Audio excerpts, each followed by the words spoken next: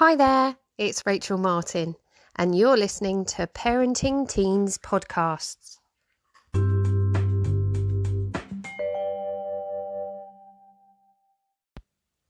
Did you ever notice how bringing up your kids is very much the same as running a business? I mean, who knew they were so similar? You start your life as a sole trader. You decide you want to become a partnership. So you become a partnership, admittedly sometimes after a few failed partnerships, but now you found a winner. So as your new partnership, next step, expansion. So you work on this for, say, about 10 months, and now you're a team of 3. Woohoo!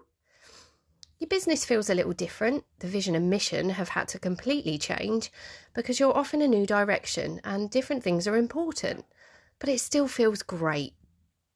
Although you've noticed it's very tiring in this new world, and there's a distinct reduction in sleep, and your new recruit seems to be unable to do anything alone just yet. But hey, they seem really nice and they're really making a difference, so we'll keep going through.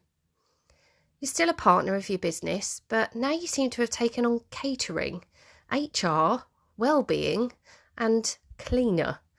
But that's okay. Expansion comes at a cost, right? So now the new staff begin to grow. The role of chef has definitely grown. The old menu of milk 5 times a day doesn't seem to cut it anymore for the staff. And now there's a new role added, health and safety manager. Everything seems to be a potential danger point to the staff. They just can't seem to stop knocking into things. Still, it's really nice to watch them develop and grow within the business. Give it a few years and we're changing again. Now we're back as a sole trader for a majority of the day, and the new recruit is off training in play school. So I get a whole 5 hours alone. Oh, time to relax. Not a chance. My cleaning role has gone from occasionally picking up spills to constantly putting things back where they belong, and an endless pile of washing of staff uniforms. Give it 5 more years of trading, and now I get 5 days a week break from the staff. I officially feel like a boss again. I decide on menus, office rules, uniforms. We're building a lovely working routine for the staff, and we're focusing on making sure everyone in the company knows what's important about working here. The way we work, the need for balance, respect, the importance of being kind and sharing, and most importantly, how shouting and tantrums will never help you. All choices are run by me as a partner, and we make sure that rogue decisions are understood, that they come with a consequence. Welcome to the new role of compliance manager. We've noticed the business is getting busier now, and we added transport manager to the list of roles. There are many after-work clubs, which are really great for team morale and health, so we support as much as we can. But who knew there would be so many birthday parties? 8 years of trading, less bossing the team now, more reminding the importance of things. When you've done that, please put it where it needs to be for the next person. Please remember the office dress code, and the kitchen works so much better if you return all of your things after you've finished with them. There's a whole new level of training needed now. Before, it was okay to just give basic information, but it appears things like algebra and nouns and pronouns are coming into it. Some of this goes straight over my head. Thank goodness for Google. As we're rocking towards 10 years of loyalty from the team. But we appear to be less of a feature in the running of the staff now. They're taking some steps on their own, and they're not asking us about them. There's definitely less decision making, and we've noticed they're talking with workers from other businesses. Luckily, we still have some control over who we let into our business, but this is definitely a bit of a change in the staff. Every so often, though, I have noticed that I'm required to wade in with support or stern words, if I'm honest, about what is and isn't acceptable within this team. They still seem to listen, but I'm not 100% sure they're not just getting really good at pretending to me. So we're still paying for work clothes and planning office menus at this stage, and the HR role is getting a lot harder. The staff seem to be learning the art of debate and debating a lot of decisions that are made. Not quite yet, mate, not at 10 years. Note to self, occasionally staff need to be put back into their box. So we hit 12 years of trading. Woo! The cleaner is more important than ever now, and the staff seem to have no idea why and are hell-bent on making this role the toughest in the business. They seem to have no idea that they're doing it. Still, it's my want to have a tidy business. I didn't bring them in here just to keep the place tidy. Well-being is now becoming a job that is not just about the staff. It's becoming clear me and my partner need to consider our own well-being a lot more than we ever used to. We're still involved in catering, but apparently feedback is an integral part to this role. We seem to be getting a lot of feedback on menu selection. Still, I guess I'd rather know.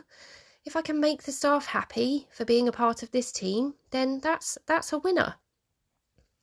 Now we seem to incorporate throughput management as a new role.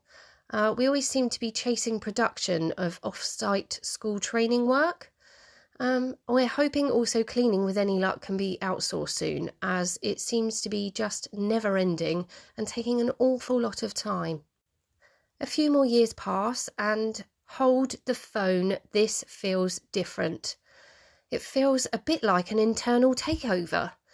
We have definitely hit the teen years of business. So now the company's changing. It feels weird.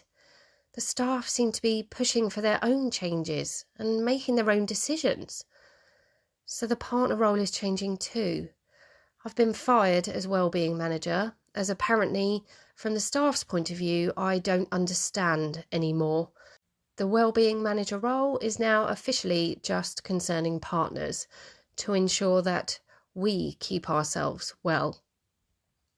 The cleaner has been outsourced, thank the Lord, and the chef is becoming a smaller role, as apparently pot noodles and independent cooking is occurring within the business. Transport manager is still featuring high, and it does increase team morale for sure, but we have noticed that there is definitely a push towards independent travel. If the staff can take themselves, they definitely will. So we have a feeling this role will be redundant very soon. We're now no longer purchasing uniform for staff. Apparently that's not required, and the uniform that we provide isn't up to scratch.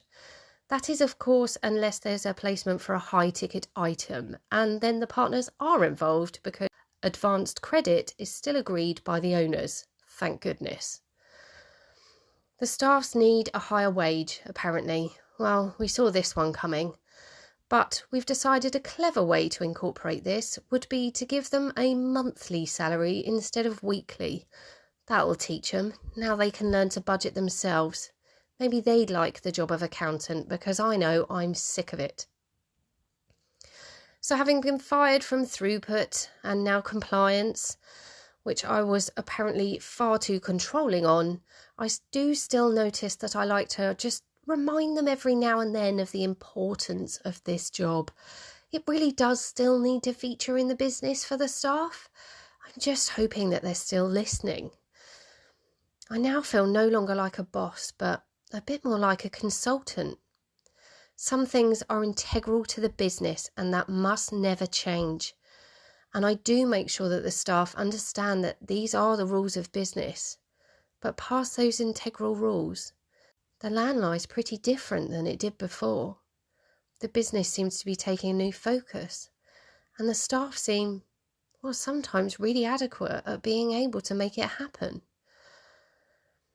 I guess when I think about it, the idea of an internal takeover is something I've been training the staff for ever since day one. I've trained them to rise through the ranks and make these decisions for themselves. So them taking their part of this business is actually a great thing. But why does it have to feel so hard? I guess I built this business with so much love, sweat, and tears, to be honest. But to watch it go is hard. Even though I know it's onto better things, and I know the history of the business will always be there, it's just difficult to let go. But when I look at the bigger picture, when I look at the history of the business, I can't help but feel immensely proud of how the staff started and how they're now ready to take on the world because of the training that me and my partner gave them.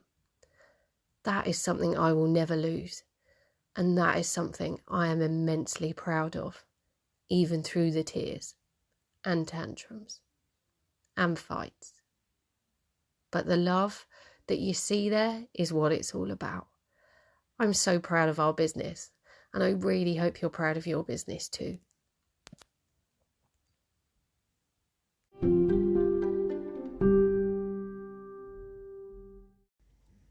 Thanks for listening to this podcast. I hope you found it enjoyable and maybe a little bit helpful. Please make sure you click subscribe if you don't want to miss any more of the up and coming episodes. And if you've got any comments or any advice you'd like to share, please just drop me a message. I always love to hear from anybody. I'm a teen counsellor and I help out teens with any issues that they're facing. It can be a difficult time, so if I can be of any use, please make sure you get in touch. There's lots of different ways that you can help to make your life and family a happier place to be. I hope you have an excellent day.